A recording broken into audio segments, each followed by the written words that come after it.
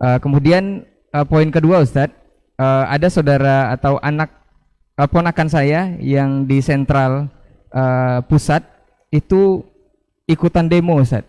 Apakah ini merusak keberkahan bulan Ramadan dan puasa dengan alasan kita mencari keberkahan juga dari pemimpin yang selama ini zolim, makanya harus dihentikan ketika dia diingatkan Ustadz. Mohon nasihatnya. Jazakallah khairan Ustadz.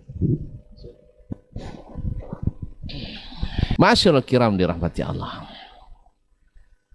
Nabi alaihissalatu wassalam, petunjuknya dalam masalah bermuamalah dengan para pemimpin itu terang jelas sekali.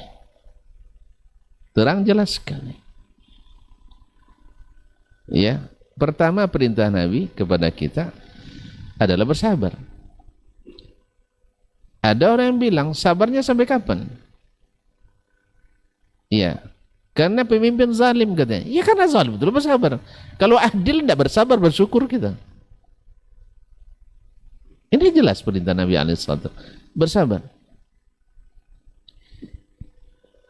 Lalu ada yang mau disampaikan. Nabi juga sebutkan caranya. Man kana lahu syai'un bizis sultan, siapa yang ingin menyampaikan sesuatu pada orang yang punya, fal ya'khuz biyadi wal yakhlu bihi, hendaklah dia ambil tangannya, pegang, lalu dia sampaikan. Fa in qabila minhu fazak wa illa faqad addama alaihi. Kalau diterima memang itu yang diharap, kalau tidak dia sudah melepaskan kewajibannya. Baik, lalu ada yang bilang lagi, kalau tidak sanggup untuk menemuinya atau tidak mungkin menemuinya, Allah sudah katakan la yukallifullahu nafsan illa wus'aha. Adapun melakukan apa yang sekarang demonstrasi, itu adalah ijtihad pribadi, ijtihad kelompok yang dengan ijtihadnya itu dia mengatakan karena tidak mungkin menyampaikan itu kecuali dengan cara ini, dan cara ini juga dibolehkan dalam negara demokrasi. Ma'asyiral kiram dirahmati Allah. Kalau kita lihat, pertama, orang yang bersalah, kan zalim itu kan kesalahan.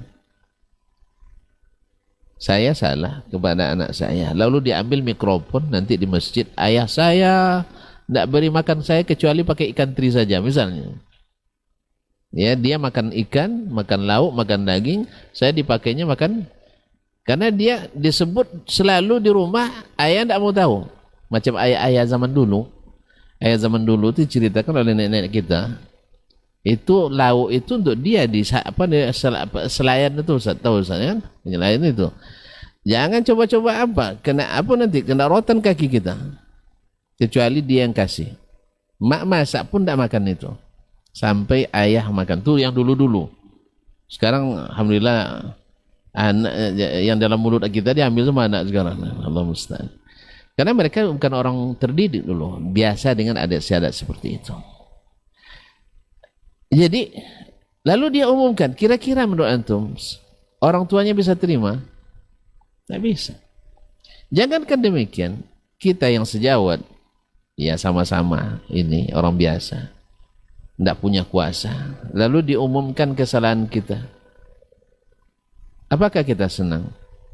Tentu tidak mungkin. Apalagi mereka yang punya kekuasaan. Apalagi yang mereka yang punya kekuasaan. Pasti akan menggunakan kekuasaannya untuk melakukan kadang-kadang hal-hal yang melanggar aturan dan undang-undang. Kita jadi penyebabnya.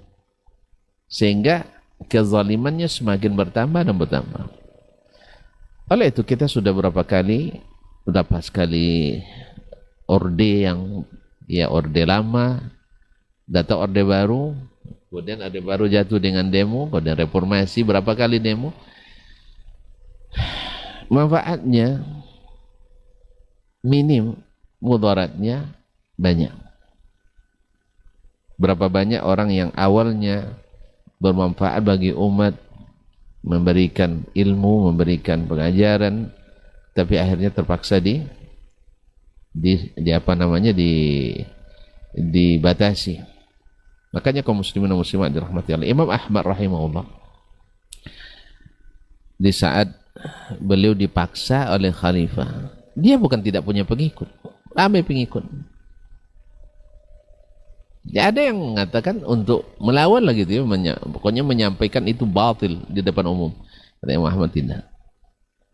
Kita tidak diizinkan Allah dan Rasul melakukan itu. Oleh sebab itu kita menasihati ya supaya menghindari hal-hal yang tidak diizinkan walaupun bermanfaat. Karena khamar ketika ditanyakan, yas'alunaka 'anil khamri wal maisir, qul fihima ithmun kabir wa manafi'u lin-nas wa ithmuhuma akbaru min naf'ihima. Manfaat mungkin ada. Setidaknya terlampiaskan keinginan untuk menyampaikan aspirasi. Terus aspirasi diterima atau tidak? Pada umumnya juga tidak diterima. Sudah berapa kali dengan jumlah yang sangat besar. Hasilnya apa? Ada sebagian manfaatnya, tapi mudaratnya justru lebih besar. Dan mudarat paling besar kita meninggalkan arahan Allah dan Rasul sallallahu alaihi wasallam. Semoga Allah memberikan hidayah kita semua dan memberikan kesabaran khususnya di bulan Ramadan. Ya, sabar itu memang sedang diuji. Kalau pemimpinnya adil, bukan bersabar lagi kita bersyukur. Wallahu taala alam. Mungkin Ustaz Hidayat ada tambahan, silakan. Nah, pada